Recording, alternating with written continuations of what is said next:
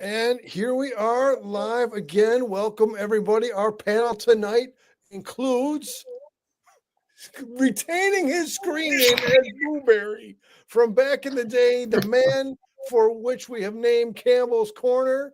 Welcome, Jim Campbell, back to the show. Hello. Hey there. That's your delivery. You do the pause and then you drop the hello. That's your thing. Glad to be who's here. Been covering bases on multi-channels these days, showing up as a guest here, showing up as a guest there, holding down the fort on the Fanboy Cantina station. Welcome, Fanboy G. Hey there. With your I got fanboy merch. Although we're not selling this thing on the site because we're not. because reasons. Because reasons. All right, so let's hit comments. Oh, look, Fanboy Cantina says let's go. Oh. And oh, look, Blueberry Jim Campbell says yo. All right, so as the thumbnail reads, as our topic is stated, here we go tonight to talk about Svengoolie is showing Godzilla, kind of a rework of the original 1954 Godzilla into an Americanized, palatable for the Western audience, featuring Raymond Burr. But as I just went to Blueberry first, now I'll come to Fanboy G first. Same question, gentlemen. What are your earliest memories or your first impression of the character Godzilla? Oh, and look, before we answer, MIB has joined us. Let me apologize to MIB. I flip-flop the times. Before we answer, after we wrap up here, join us on the Fanboy Cantina channel for a 2024 movie review show. Now that we've got all the preliminaries preliminized, same question to you, Fanboy G. Your earliest memory of the creature, of the character of Godzilla. I gotta say it's like a mixed bag because, to be truthful about it, because I love Godzilla, right? Love the action, but the problem with Godzilla movies in general, with the exception of Godzilla -1, the most recent one, I haven't cared about any of the human story. You know, just give me the monster action. Give me the monster action. So, if you watch the Godzilla movies at a younger age where your attention span may be a little shorter, but even with a decent attention span, yeah, man, Raymond Burr, yeah, it's a thing. Controversial as it is, there are cinephiles who would state that the movie in its original format, in its original pre-edited condition for release in Japan, designed for a Japanese audience, is the better cinematographic experience, is the better written of the two. Case could be made that without a POV, without a point of entry, point of view character, possibly the stateside audience might have not wandered into the theater. Sure. I think it's the chocolate peanut butter debate that will carry on across the years. And I now steer us into Campbell's Corner, Mr. Blueberry. Your earliest memory of the character. Okay. Oh gosh. Oh boy. A Blueberry. That's Godzilla right there. Yes, exactly. Catzilla. Oh my. I would say it's interesting. We texted a little earlier today. I don't even remember the first time seeing Godzilla. He was almost like I've just always known about Godzilla. He's just always been in the background on Saturday mornings. So I don't remember ever being introduced to him. It's almost like he was downloaded into my childhood.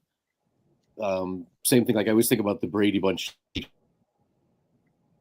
I know all the shows, but I never remember seeing a show for the first time. It's just been there the whole time. If that makes any sense.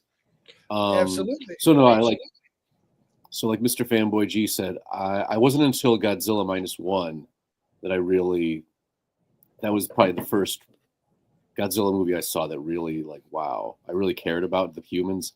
And I do remember, my only thought too would be that on Saturday morning, I just always thought that people in Japan all wore the same outfits because they all are always wearing these white, plain button-down shirts, almost like they're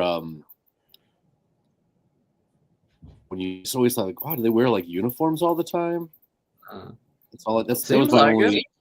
Yeah, I just remember them running and the citizens, and that was about it, really. And then I remember like later on, I thought we saw the robot Godzilla was neat, and then I remember seeing an image of Mechazilla. Is that his name, Mecha? Something like Mecha Godzilla. Yes, Like a yes. Godzilla. And seeing some pictures of Mothra. So that's about it, really. I don't have much. All right, so as you're referencing the cartoon, and Jim, you're a great collector of things, so we'll come to collectibles in a short time here. Let me see if I can successfully go share screen over here, as I always say each step out loud as I click around to not have dead air. We go to share screen, we hit share screen again, we select the cartoon Godzilla, and so here is from IMDb, the original animated series Godzilla from 1978, a Hanna-Barbera production. Obviously I didn't know these things during childhood, so only today, kicking around, checking things out, did I see that the voice credits for Godzilla, the voice of Godzilla here, unless I've already had short-term memory trouble from my earlier in the day research. Frank Welker, also known as Scooby-Doo, also known as Fred from Scooby-Doo, and a great many other credits. But how cool to have Frank Welker and Ted Cassidy, who was perhaps best known as Lurch, for sure had the vocal intro to the Lou Ferrigno Incredible Hulk TV show. And here we go. MIB's coming in and saying, I watched this cartoon every Saturday morning, and it was a classic. So definitely. And we were in that early age. So this is a debut time of 78. So this precedes even the Son of Svengoolie from airing on TV, a Hanna-Barbera production. The backdrops to me looked a bit like to the artistic style of a Johnny Quest. The characters are obviously drawn differently, but anyway, so I'm talking for a minute here. Fanboy G, do you have a blurry memory, an active memory of watching cartoon Godzilla in back in our day when we were first coming around to hang out with each other? I was just taking a quick look, doing a quick Google search. So yes, I do have a faint memory, but it's really only in my head the theme song where it would be Godzilla, Godzilla, and Godzuki, and beyond that, I don't distinctly have a memory of the show. I'm sad to say. Right, like quoting lines and such. I mean, it was an adventure format. Booberry, I guess I'll just call you Booberry since that's what you got on the screen. Your recollections, or was this a cartoon that you didn't catch back in the day? That was a cartoon I tried to avoid. I just remember like that in Johnny Quest. Just whenever I saw those, like, oh, because I always thought it was Baby Godzilla. Yeah, it just didn't appeal to me. I just remember them being on a boat a lot, and the little baby Godzilla would do something. Yeah, again, I don't remember them ever. Did Godzilla ever fight anybody in the cartoon? I don't have a distinct memory. I don't. Yeah, that's exactly it. I remember the kind of goofy something with Godzuki. I mean, I have that in my head, but beyond that, was there any action in this show? I couldn't tell you. I couldn't tell you. All right, let's keep in Campbell's corner for a minute. Mr. Campbell, you're a great collector of items, as is a thing you two have in common. You've never stood in the same room at the same time. There's never been a live in-person handshake between you, but you are both great collectors of collectibles. In your vast collection, Mr. Campbell, do you have Godzilla or Godzilla-related items? It's funny because the screen or the thumbnail for this episode, I used to have that Godzilla toy. Again, but it's, oh my Lord. But I remember when I was a younger person, it's funny, I just remember thinking it was gigantic. that toy. I think the toy we're talking about where there's a little red Yep. level in the back of the head. The tongue comes out, and I remember the tail could come off. And I think he didn't have roller skates, but he had wheels on his feet. Mm-hmm. So I definitely had that. I have no idea what happened to it, but that's weird though. I don't remember them ever making action figures or anything for those toys back in the day. Like for Johnny Quest, did they make toys?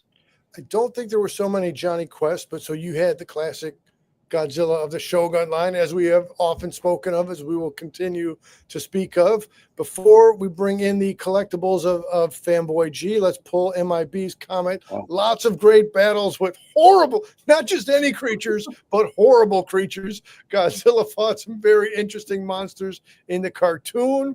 I'm saying per MIB tipping me off here, I am going to veer into, and because I just, between MIB and my own curiosity, I'm going to definitely take a dive into, if you will, pardon the pun, into this very cartoon. Let me come out of the screen share now. So we've had a good minute of commentary on that. Let me bring Fanboy up to the top square here so we can take a look. All right. Yeah. As you've had recent success on the Fanboy channel with the Squid Game, and I see young He right there in the background. Dude, if somehow you're on this channel and you're not familiar with the Fanboy Cantina, do check out Fanboy Cantina. But now let's return to collectibles of Godzilla and the Godzilla verse. Hit us up, good sir. Well, so a few things to share. I'll go with the largest ones that I happen to have here. So at a garage sale, maybe a couple of years ago, I picked up both of these. So this was a garage sale from actually at one of my daughter's friends' house. And so picked these up. And I don't know the exact year for these two, but they're quite large. They're quite large. And I really love the look of these. I mean, the facial expressions, maybe a little bit comical. Like, hey, waka, waka, waka, or something. I don't know. But, I think these are very, very cool. Most excellent. MIB is jumping in again. Let's take MIB's comment while Fanboy G is loading his next prop. The Shogun Godzilla with the launching arm was one of MIB's favorite toys. Got him for Christmas in 80. Sold him in 90 for us. Oh, I hope those are some quality comments, but right, MIB, sometimes we make a decision and wish we could get it back, but I hope those are good comics that you landed with. And in the end, it is still somewhere in the Fanboy Museum, if you will, that original Shogun piece. We'll have to find the right time and right day to bring him around to the screens. Yeah. All right, next item in the inventory, sir. So next item is, so we did a video of this. This is a blind box Godzilla that was available at through Super 7, and it is the Shogun Warriors Godzilla, except in 3 3/4 inch form, and a little bit goofy here, right? In that it's glittery and translucent. I think they had some other kind of cooler name for it. And as Jim Campbell said, as Boo Berry said, it's got the switch at the back. The mechanics are a little different. It's just a push and pull thing. And yeah, it does the spouting of fire. The fist does not shoot out. It's a very small toy. Before you move on to the next time, have you ever tried a black light on that guy? I think he's got some luminescence to him that he might shine in a. We'll save that for the future. Carry on. I haven't done that. This is not quite a favorite of mine. So, like, okay, Tomb of Dracula, entire collection. See, that's pretty cool. That's a decent trade for the Shogun Godzilla. Yeah. With this one, and I think I did it not live, but I did record the entire experience. So I picked up 2 of these at the store. And unfortunately, I ended up with 2 of the exact same one. I have since bought a couple of others, and I did get the Chase version of this, which is like a grayscale Godzilla. All right, so the other one is, this is fairly common. You used to be able to pick it up at Best Buy and Super 7 and other outlets as well. So what I love about this is that they've got the Shogun Warrior box, right? So this is very, very close to what the original toy, this Godzilla toy, used to look like, right, in the 70s, where it was this very long box and you had the same kind of color scheme, right, as well. Definitely not the same figure, where this is an orangey, translucent. I don't know if it's translucent or orangey color. You, Mr. C, have the SDCC variant version where it's in the proper green color. I have it too somewhere. I'm not quite sure where. I couldn't find it. Yeah. I will take that as a hint to put. Oh, there we go. Now, what's relevant here is we have Super 7 Svengoolie, the original of the three, right? Then there came the black and white grayscale Svengoolie. Then came glow in the dark Svengoolie, but from the same house of Super 7. And so here we go. Can I get? Oh, I'm knocking Sven down. It's terrible. We've got a history of knocking stuff down on this channel. But yes, the fire breathing effect. And let me set Sven back up right as this other prop surrounding image here is. You would tip me off to the Target store mini tiki hut, which I realized instantaneously would be a good hangout spot for Godzilla and others, as well as Catzilla back over the shoulder of Mr. Campbell. All right, G, nice. Go ahead. You got some other props to hit us with? Yes. So the final item that I've got ready to go here is this lovely, lovely item that Mr. C, you had hooked me up with, which is the Shogun Warrior or Shogun Ultimates line from Super 7. So this is a much larger figure, and it does have the shooting or the removable fist. I don't know if it shoots out. But this, it certainly looks like it does, because, if you look very, very closely, you might see that there is a button right on the arm for presumably making the fist shoot out. This particular Godzilla. So thank you, Mr. C, for giving me this thing.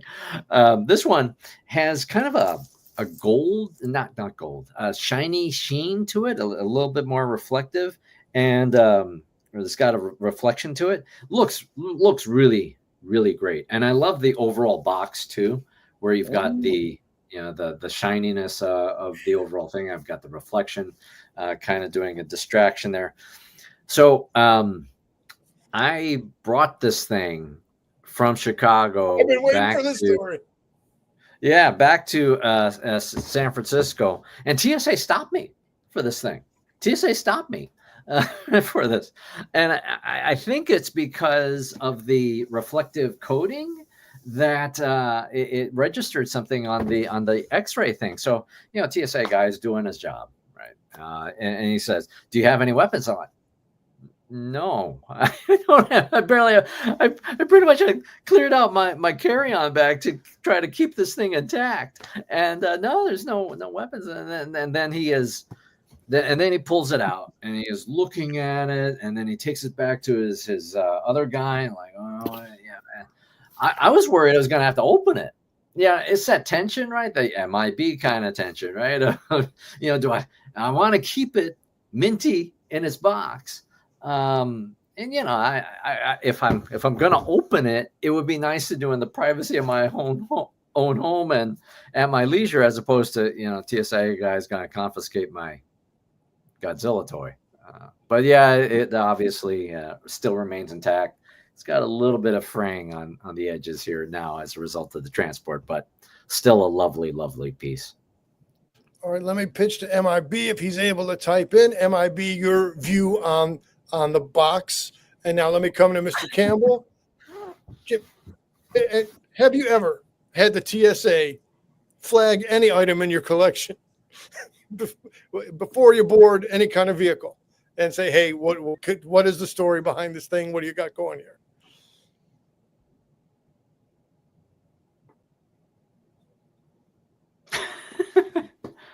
Jim? Oh, I thought you were talking to MIB. I'm sorry. No, I first pitched it to MIB so he could do some typing, and now I come to Booberry, Mr. Campbell, into Campbell's corner, rewind and reset. Jim, have you ever been traveling, and did the TSA ever get a little bleep scanner on a handheld scanner, or in the pass through the X-ray box? Has TSA ever said to you, which collectible is this you have, Mr. Campbell? I actually did once have an Egyptian Sphinx black cat head that was very solid stone, and I had to go to the other room, and they had to go through my luggage, which is pretty funny. I thought they put up this like cat's head, and like, what is this? And I'm like, oh, I like cats, so. But I do have a question before. I can't believe I never thought about this before. In the history of Godzilla, did he ever throw his hand at anybody? Why was his hand like that? Was, ladies and gentlemen, this is why we have Jim Campbell right here. Besides to grace us with his presence in general, but to come up with the questions. Like, who was the one who's like, let's have his? Did he shoot his arm? I mean, he was a lizard. He was a lizard. It really wouldn't work out well. Like, oh my god. Yeah. I'm thinking a pirate kind of a thing with a hook hand. Right. Yes, exactly. So, as we said, it would be so great to be able to access this information wherever it might be, but in the toy design room. So, like, for example, we know MIB has had interaction with Rachel Baker, who is listed as the seamstress or the costume designer for the Mego cloth figure costumes. So to rewind the clock or find some archive of they're sitting around, they're putting out the Shogun Warriors. You got your guy King over here, your Mazinga, who with his multiple names of pronunciations of his name. Now we're adding Godzilla. Okay, the fire breath, that one's a no-brainer. But like they got the roller wheels under the feet, like you said, not exactly a roller coaster. How did they conclude to have a launching fist? Is it because they needed some kind of playability feature to it? Was it random? Was it calculated? This is a great mystery, and we appreciate the question coming. All right, MIB is coming up and saying, if he had been in Fanboy G's situation, he would have passed out. I'm not surprised. And again, TSA is just trying to do their job. This is an atypical. Maybe TSA guy went home and said, you know what came through the thing today? This guy, he must have been a super collector. He had Godzilla in a box, and it was all shiny, and I didn't know what to do with it. For all we know, TSA guy is out there telling that same story from the other side. MIB also says he would be nervous.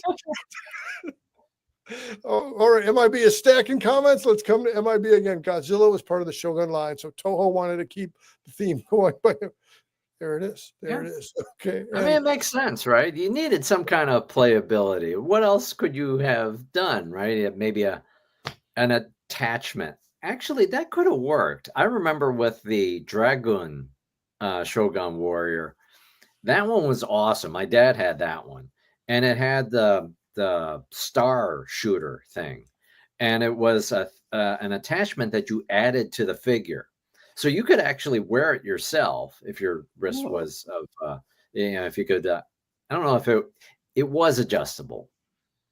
I don't know where the toy is, but in any case, so it had a ninja star shooter that you could wear. So they could have done something like that of attaching it onto Godzilla as opposed to needing to amputate himself.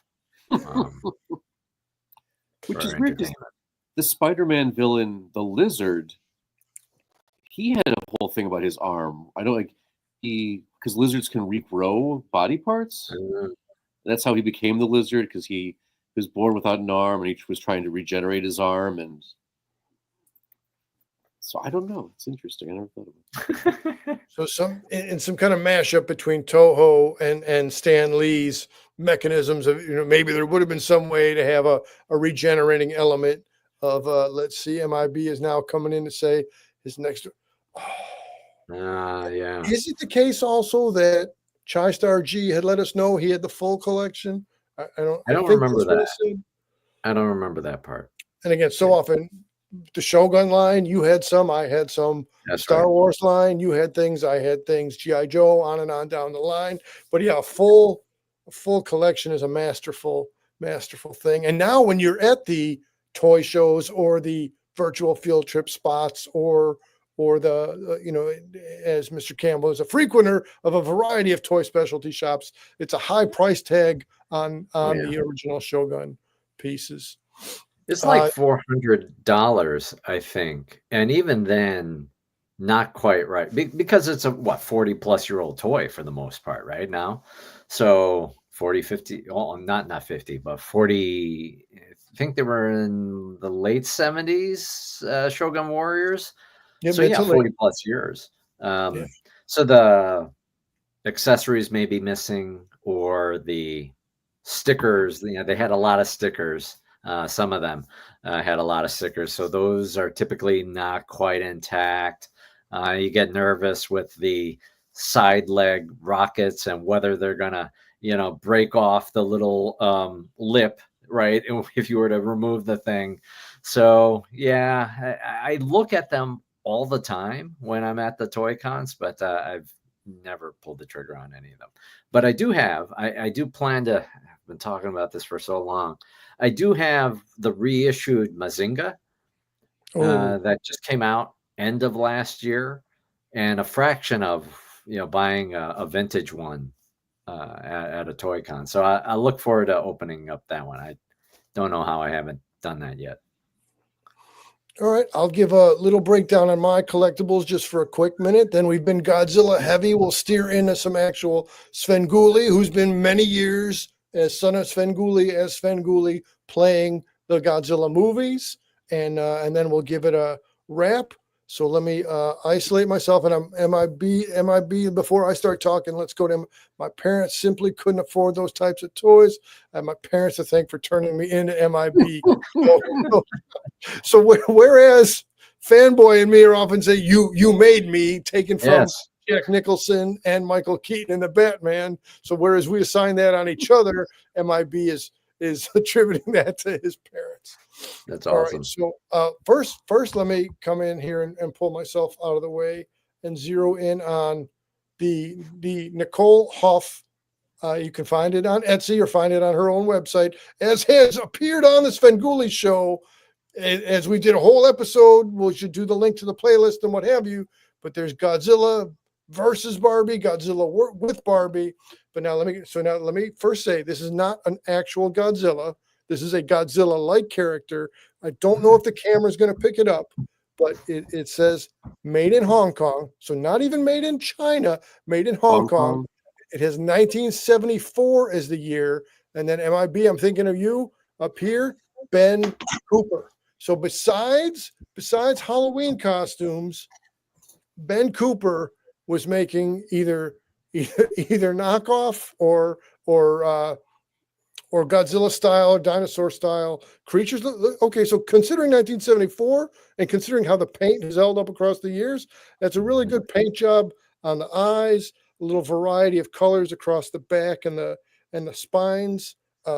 So again, as far as my early on introduction of the character or the archetype of the character, I had to have that from around 74, 75. MIB is saying the diver's helmet is so cool. And thank you for that, MIB. Again, the wife was a contributor to that. The short story is when I was a young dude, my dad, his sister at their place, they had like an ice bucket of a diver helmet. And somehow that imagery came back to me. And so that was right around the time we were kicking up the channel. So that's how we got to the diver helmet. So so if I'm sharing information that MIB didn't know, then I'm doing something right. A couple other pieces I did already show the more recent Super 7. Let's not leave Lego out of the equation. I know the Fanboy is a definite king of Lego. So again, talking about translucency. So right, you can turn. Do we say atomic breath? Do we say fire breath? It's probably got a few different names, and you're probably not wrong to go with one or the other. But look at how this is so stellar. And now let me see if I can pull this off somewhat smoothly. Back in the day, my young dude incorporated this into his Halloween suit. Nice. Let me get it over the glasses. But look at that. Look at that. We were prepping the atomic breath earlier today. I'm talking like I got a mask in my mouth now, but this is absolutely a really warm headpiece to have on, but it's also a beautiful thing, noteworthy from Party City. As we know, the Party Cities are closing away, so Oh, I yeah. don't know how readily available this guy would be in the coming days in the future. Okay, that was MIB on the Ben Cooper. Now, as I said, let me come back and get some more share screen here under present, under share screen, and pull up some actual IMDb. Reddit for Svengoolie. Okay, so tonight on, so let me, now that's the whole thing. What can I see and what can I steer?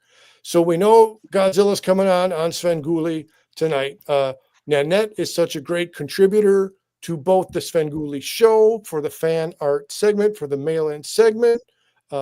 This is Nanette again, drawing Svengoolie, nostalgia Faratu, the Imp and Gwen Goolie, as she continues to have a variety of styles. So I put out a little poll because it is based into Svengoolie, because so many actors of those eras of the 40s and 50s would then appear on Perry Mason. So it's a recurring bit of Svengoolie to play the first couple bars of the Perry Mason theme song. So I put out for the question, how much of Sven's humor tonight will be based on Perry Mason?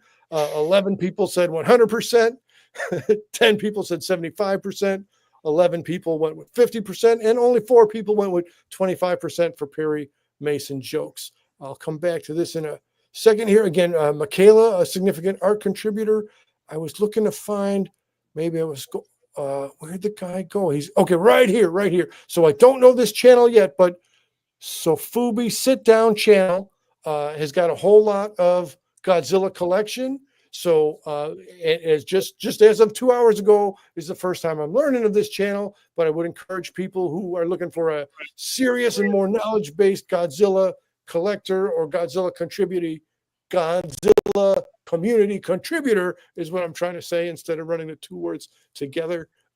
Do check out SOFUBI Sit Down YouTube channel. A whole lot of Godzilla content and pop culture content over there. Okay, stop sharing. Come back. Okay, now I can come back where I can see us all again. Let me pull MIBs. Great for those cold Halloween nights. Absolutely, MIB. All right, Mr. Booberry, instead of Campbell's Corner to Booberry's Corner.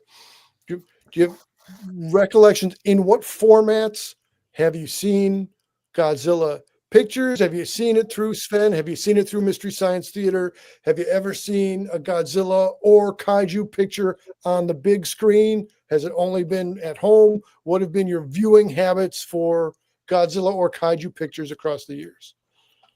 For me, like I think I said earlier, I just remember him being on Saturday morning. Every now and then there'd be a Godzilla.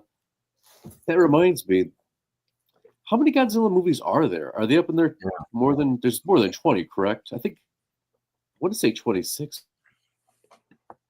That sounds about right. And again, so I'll make this comparison similar to the Pac-Man ghosts, right? They had their name and they had their nickname. Similar to Bruce Lee movies, they would have 2 different names for the same movie, which makes it just a little trickier to keep the count.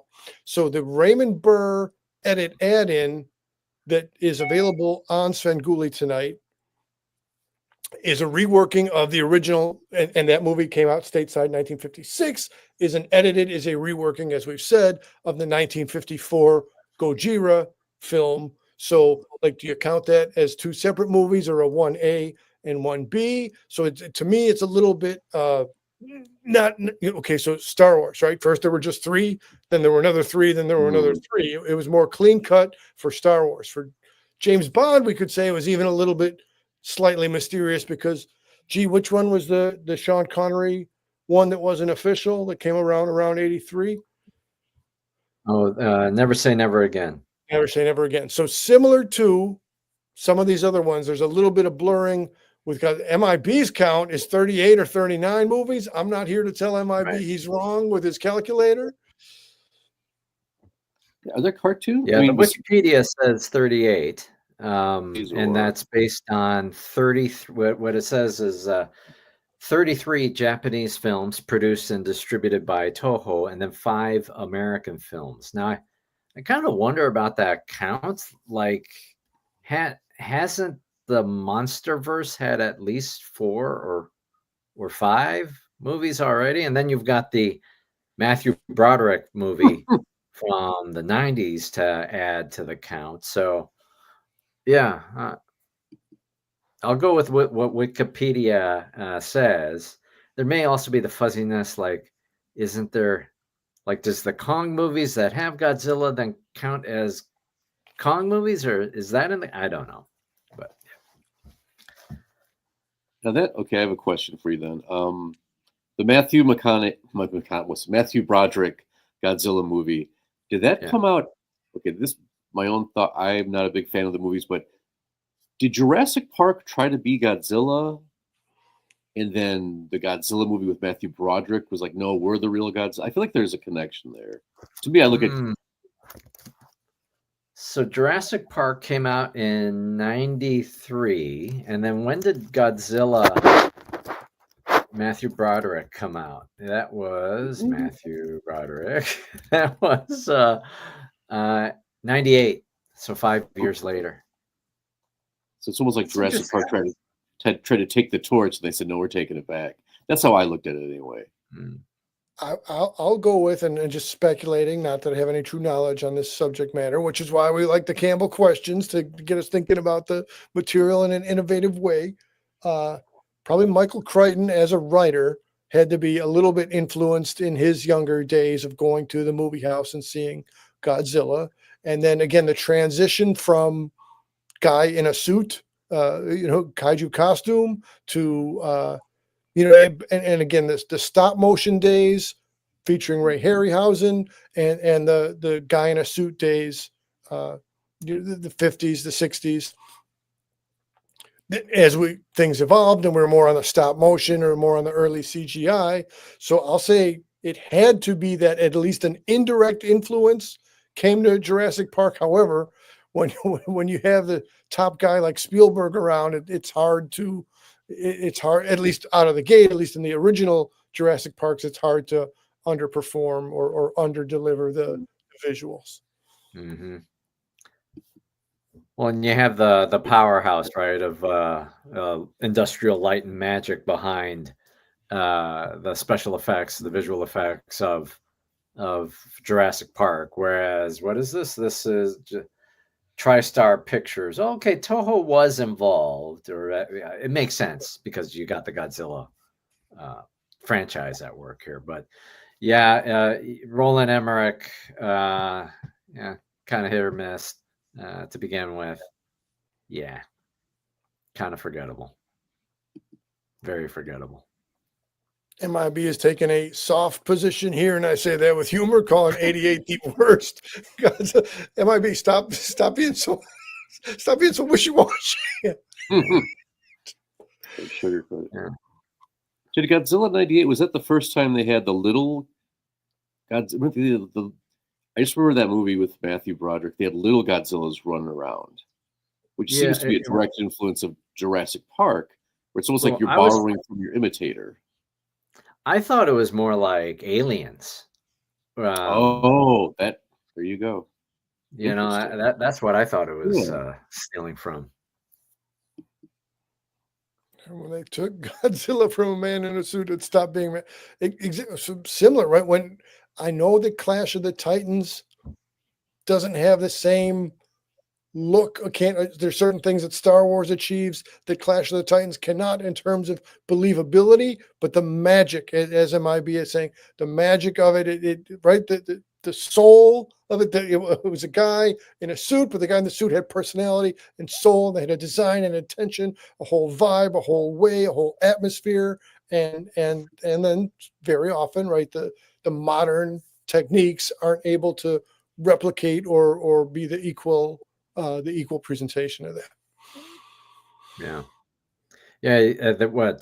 Clash of the Titans was remade, right? There were 2 movies, like Clash of the Titans and Wrath of the Titans, right, with Liam Neeson and right, and there was Liam Neeson in the role of Zeus, if I'm right. And again, those production quality and expenses wise were the original Clash of the Titans can't compete with that. However, those latter 2, those most recent 2, the earlier 2000s, two-part picture just didn't have the charm of the original.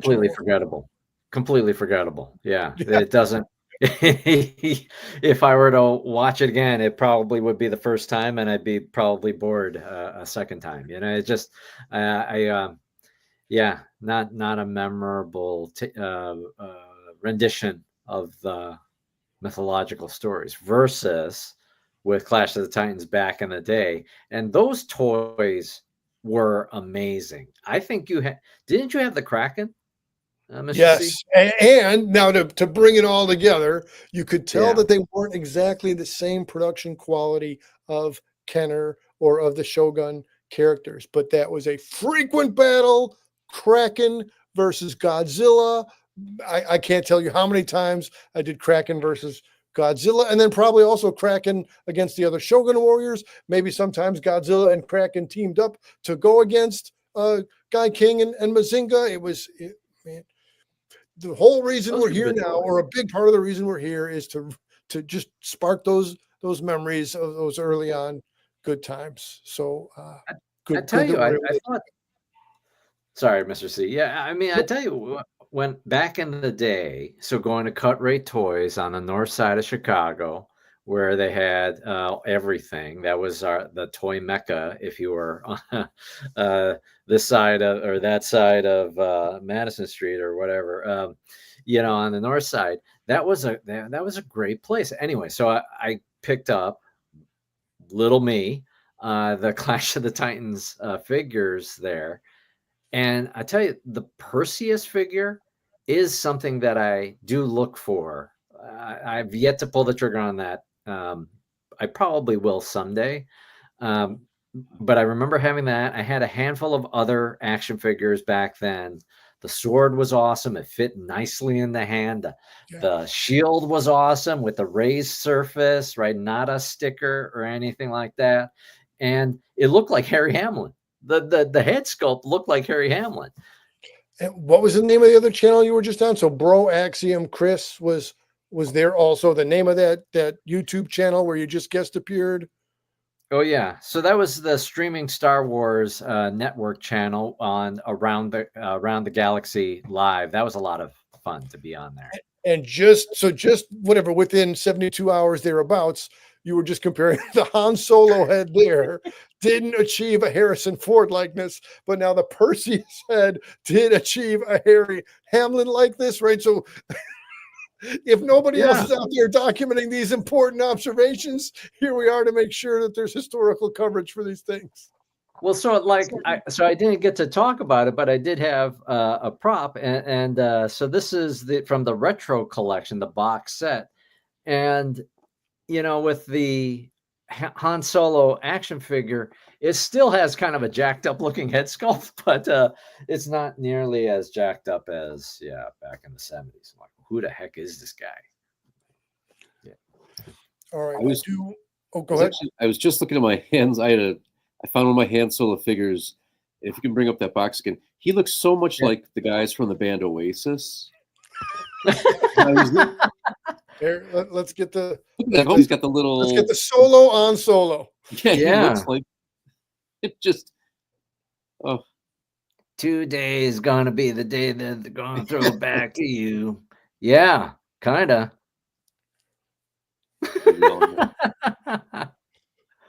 Oh man. Yeah. Oh, what happened? There we go. I was just clicking in the wrong spot. Let me bring in the comments from MIB, and we'll start to wind down because, as I'm saying, we want to have at least a mini intermission between being here and being on the Fanboy Cantina channel.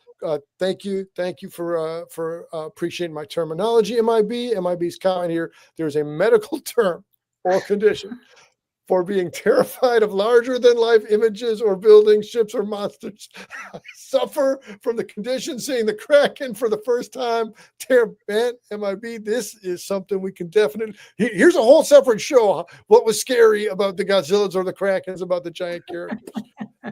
Let me take this opportunity to say tomorrow, MIB will come, instead of the comment section, will come to the screen together as the co-host. And as recently in the Horror Host Hall of Fame, there's Big Chuck and there's Little John. So just a few days ago, Big Chuck, a horror host legend of the Cleveland area, has passed on. So MIB and I are going to do a tribute episode to Big Chuck and all the comedic stylings and all the great shows he and Houlihan and then Little John brought together. Mr. Campbell, do you have any exit questions or anything to plug before we close out? My big question is, why was there never a Godzilla versus those Shogun Warrior robots? As a TV show? Or as Anything. it just seems like it's like you don't want the money. I mean, like, that's what I think is interesting. When they announced the Aliens versus Predator movie, I was like, oh my Lord, my brain exploded. I can't imagine why they didn't do that back in the day. If they're still, was there any connection? They just both were producing the same toys to the same scale. I mean, That's a good question. it's There a missed was opportunity. a Shogun. I was just checking my memory. There was a Shogun Warriors comic book from Marvel back in the day. And I think I used to pick it up. I have zero memory. I'm not like Mr. C.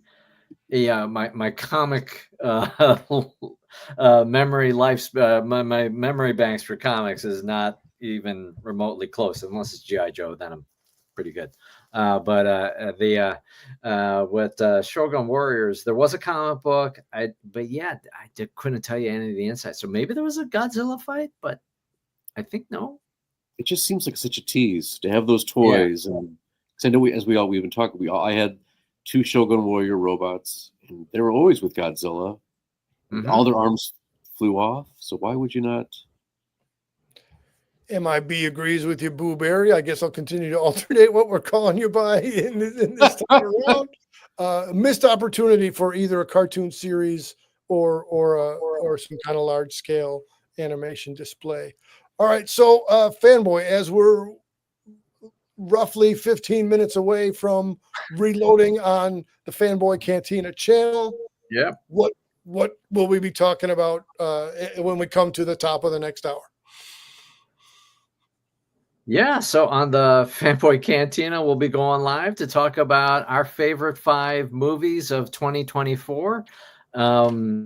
I don't know I probably should do some quick research before we talk, but I don't know how many movies I've seen. I saw last year. I saw a bunch of movies. And so just want to talk about the favorite 5, which is not necessarily the best 5 movies of the year. The Oscar nominations just came out, a day or 2 ago. So this is just, a little bit looser, just talking about favorite 5 movies of last year. All right, everybody. Thanks for jumping in again. For typically around here, when we have a 5 o'clock Central Time Zone live, we leave room for people who want to watch the Stooges before Svengoolie gets on. If you're in for it, jump over to Fanboy Cantina channel or catch us on a replay. I'm going to close us out. Thanks as always, Boo Berry Campbell, for hitting us with the boomerang questions. Super thanks to MIB for jumping in the comment section. Thanks, FBG MIB. and me will be back on the other channel in just a couple of minutes. I'm going to close us out. Thanks, everybody. Have a good night, and thanks for coming around.